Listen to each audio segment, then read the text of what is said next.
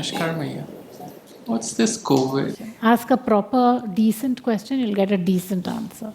So, the spiritual significance of COVID. So, there are, of course, different approaches to this whole situation that the world has had to face. And one can actually approach it from the various layers of consciousness, if you want. If you approach it from the surely material, physical, it is that the whole world the whole consuming world has had to consume less. They've been forced to take less matter out of the earth. Simple. Where people used to buy 10 pairs of clothes a week, they couldn't in all this time. They could buy one set of clothes maybe in a month because it was not allowed, there was no shopping possibilities. In the beginning, there was no way to order on the net either. So the world has been taught to reorganize its approach to matter. I'm not saying that it's going to stay that way, but it has certainly received a bit of a jolt in the material. Actual materiality. And the earth itself has been able to hold on more to the matter that is taken out of the earth to process and to use. Just that you understand what I'm saying, mining has gone down. Just a simple thing like that. There has been less mining. There has been less production of petroleum products. And these are just a couple of examples. I think you can stretch your imaginations out to see what else there is. So on a surely material level, there has been a huge transformative wave that has overtaken the world. This is transformative. This is not a conceptual creation, what has happened. It isn't that some governments have gotten together and said, now we are going to stop people from shopping in malls. A conceptual approach could not have given an impetus for change like this pandemic has done. It has been a change that most likely will impact for quite some time to come. I mean, each of you sitting here will look back and see that you've just consumed less in the last 4 months. So, materially, the earth has been protected a little bit through this action that has happened, and it's transformative in the sense that it has changed the approach to consumption. I'm not saying it may not come back, but it certainly is a 2 steps forward, 1 step backward story from now on as far as consumption is concerned, consuming and also producing. So that on a material level has been the impact, and not just the impact, but also the cause in a way of why something like this happens. It happens because change has to happen. And when change doesn't happen conceptually, then it happens transformatively. There'll come something that just takes over and just turns everything around, and you all can see. Did you ever, in your wildest dreams, think that one day the malls would be closed? Did you? Did you think they would be closed a month? A mall, a shopping mall. And that's just a mall. Did you ever imagine for a second it would actually happen that no planes fly the skies of the world? No planes entering into this country. So there has been a huge transformative action of life itself that has happened.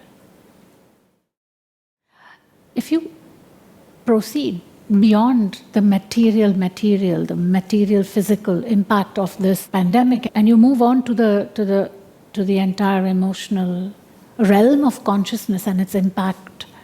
So where is this virus emerging from? Which layer of consciousness, or what do animals actually incorporate They were the first beings on this planet to actually, plants and animals, single cellular creatures, to actually show signs of emotional activity. The emotional. You had the mineral material world, and then you had the emotional world. Now, this plant animal world has taken action. It's not about whether it's good or bad. We're not here to glorify this action or something like that. But it is an action that has been taken, and it has been taken chiefly against humankind. A virus is an animal coming from the world of the plant animal. So why has this happened? Why has that pre-human world, why has it taken action against humans? Because humans have died more than animals have died, at least as far as we know. And not just died, but been attacked, been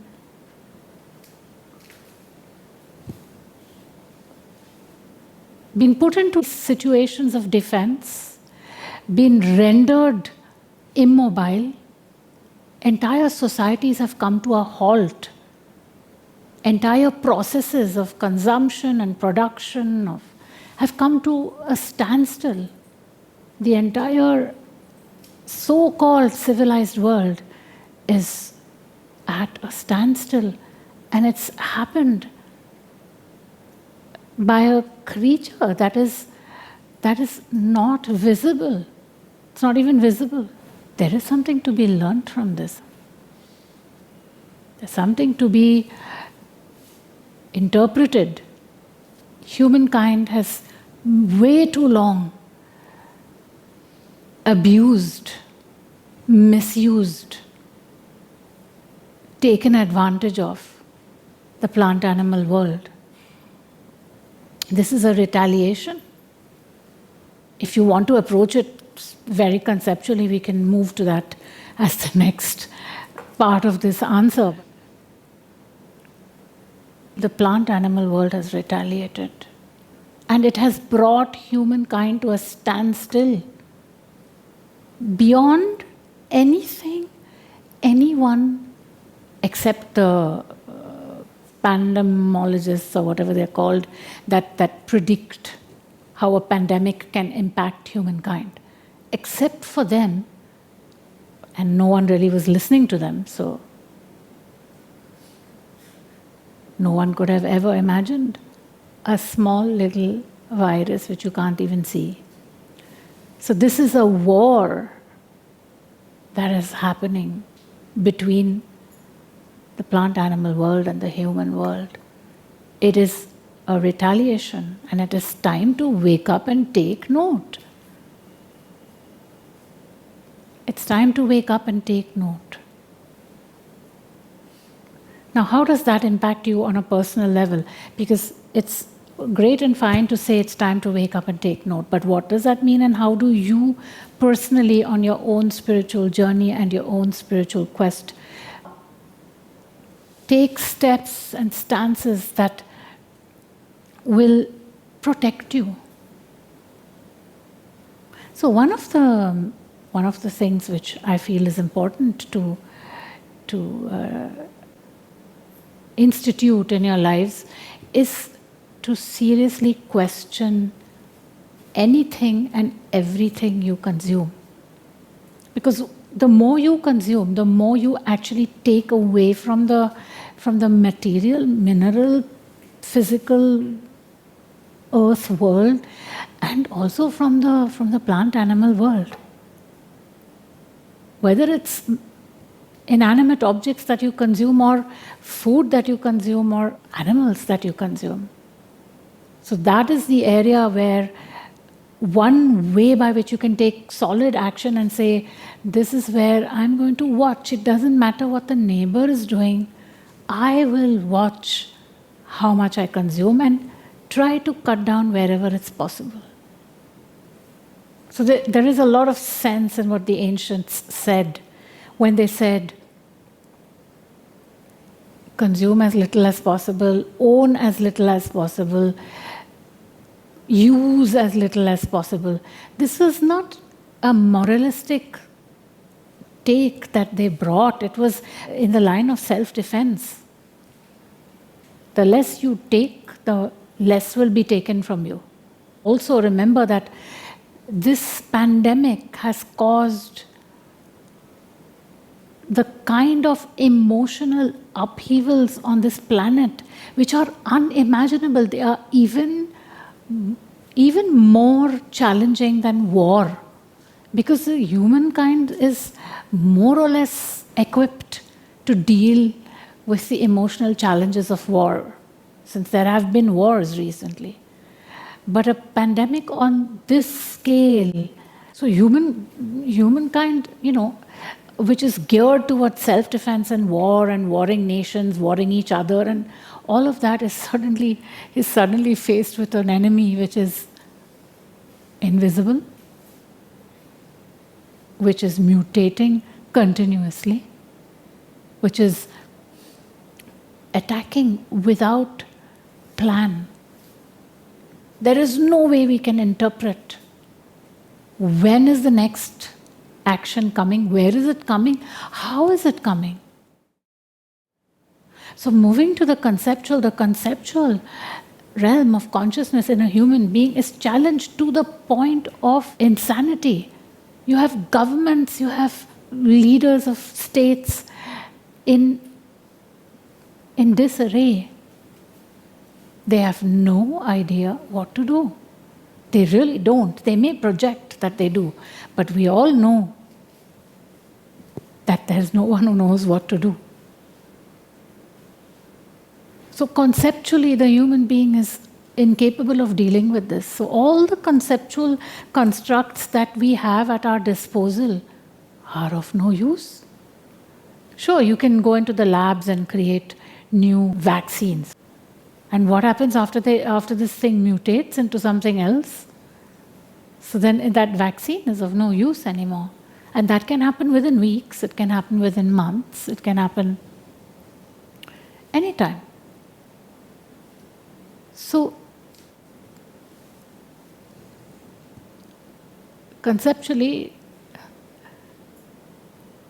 there's only one thing that can be done in this situation, and that is to maintain conceptual quiet.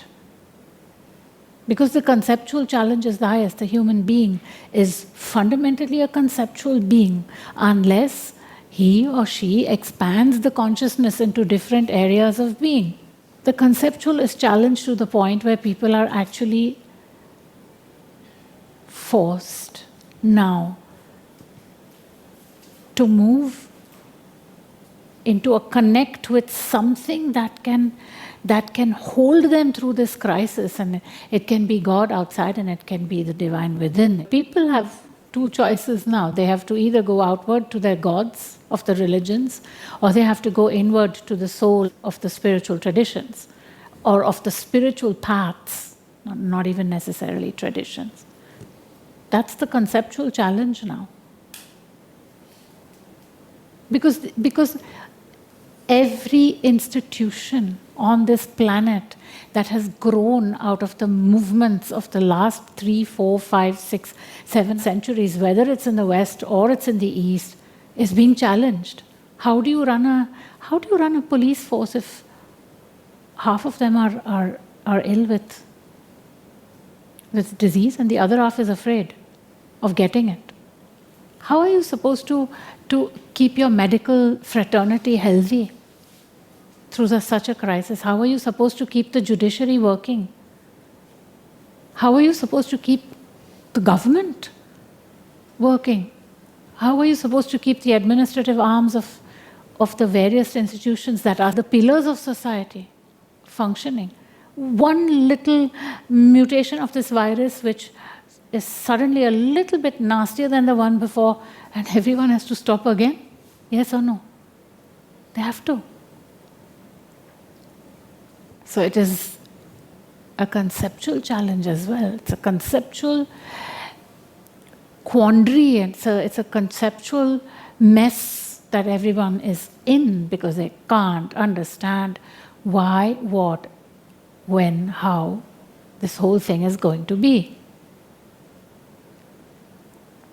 So the quiet path through all this conceptual fear and confusion is to center oneself and to try to be in a state of surrender to your soul, the master, because your relationship is one of surrender. It's a material surrender to that. And the guidance from that is the only way that's your compass to move forward. You may not be very fearful because a lot of you already are able to catch yourselves and tune in. But think about those people in the world who have no idea. They've lost God because they're not religious anymore, but they haven't found the soul as yet. They're on their way there. So fear is a very, very big enemy at the moment. Don't think that people are not afraid. They are terrified. They're terrified. In this building, there are terrified people. They won't even step out of their houses. It's 4 months. We're soon in a couple of days, 5 months that people have stayed inside their homes and not stepped out. 5 months. No war has been able to keep people inside for 5 months. No war that this planet has ever known in its history has been able to keep people indoors for 5 months.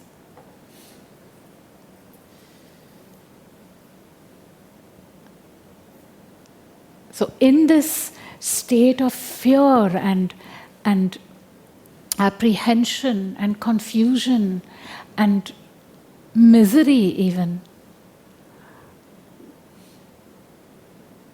the path to walk is the path of surrender to soul.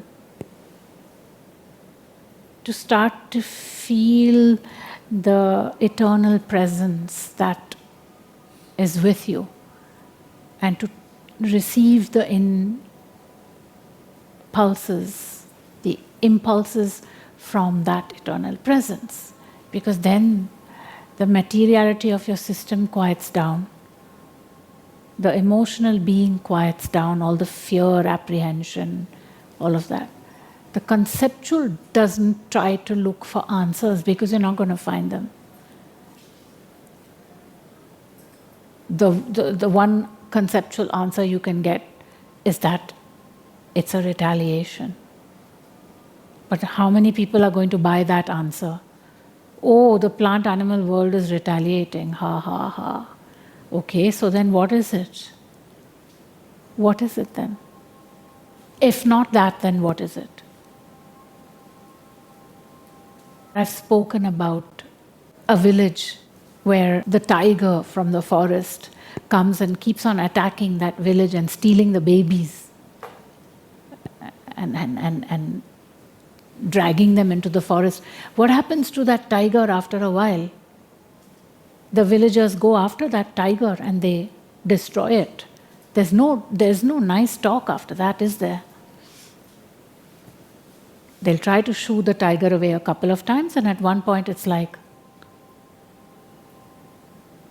So this is the same way. The plant-animal world has been trying to defend itself and all the atrocities that human beings have committed on that plant-animal world. Now it's retaliating. And I'm talking about atrocities, even things like,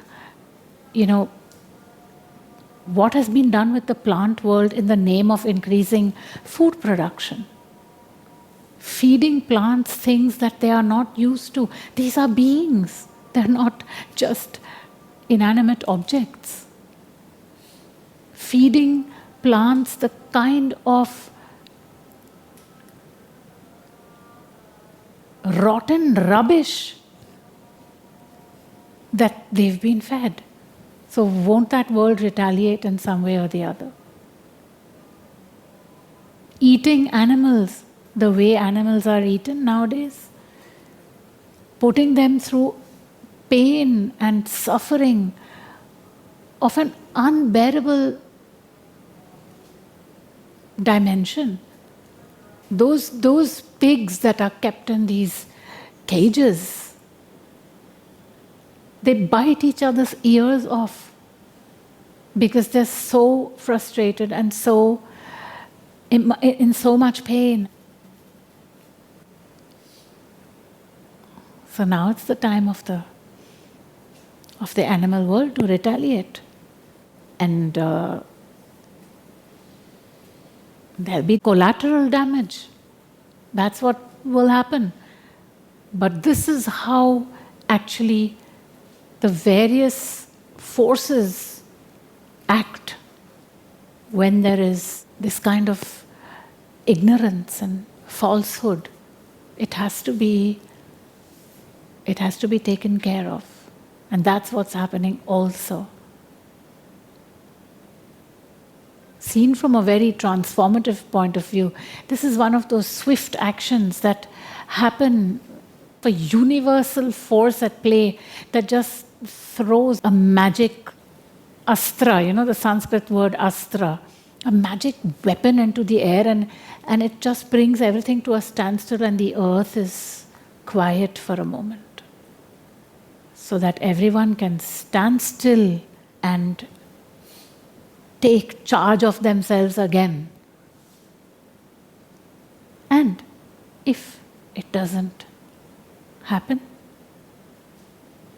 the next time it will be even worse. And that next time can be next week. I don't know how much those people who ought to be listening and ought to be acting on these things are going to do it, but they will all be forced to their knees. This is something bigger than what we have ever known on this planet, ever. It's not a matter of deaths here, how many deaths and these many thousands died. And it's a matter of fear. There is fear now like it has never been on such a massive scale. Because now it's not just happening in Kosovo or in Afghanistan it's happening in your building. It's happening in New York City. It's happening in Berlin. It's happening in London. It's happening in Mumbai. It's happening in Hong Kong. It's happening in Melbourne. It's happening in Moscow. It's not just happening over there. And if people want to listen to spiritual masters, those who know what they're talking about, the suggestion is be very careful what you do from now on.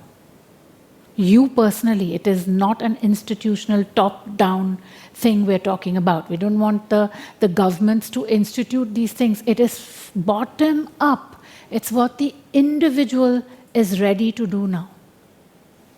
Consume less. Each time you buy something, think 10 times before you pick it up. Because remember, you're taking from the earth.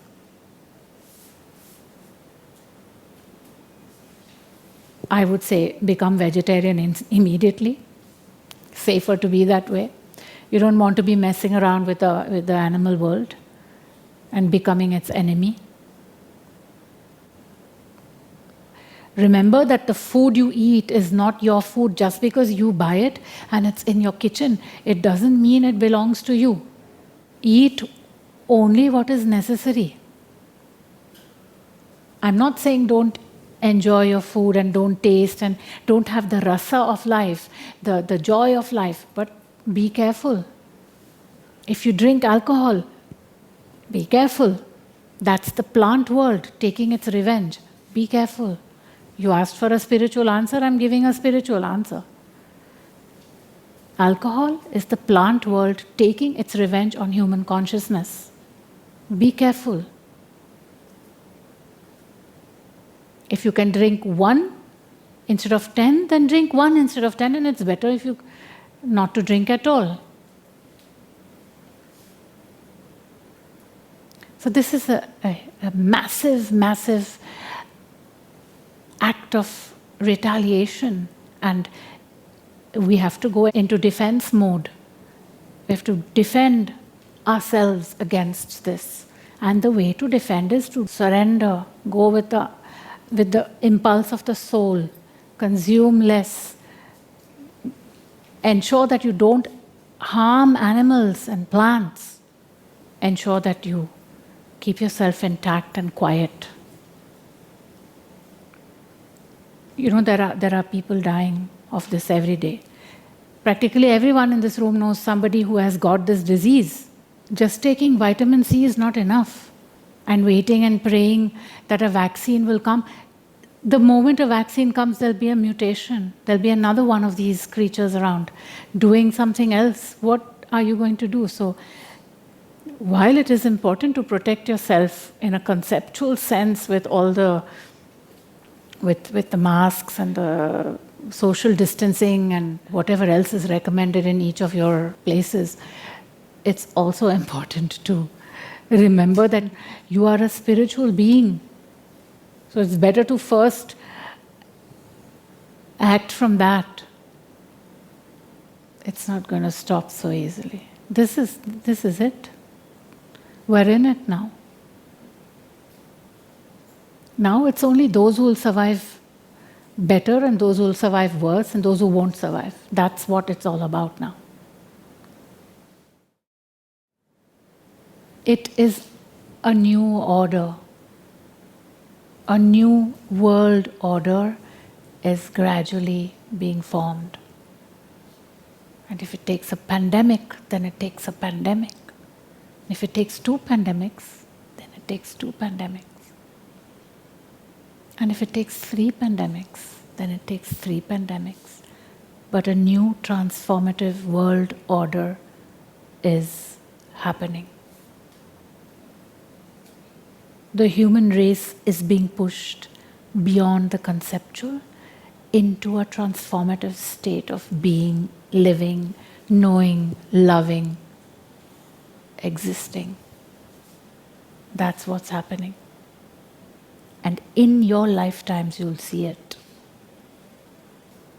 So that's my answer.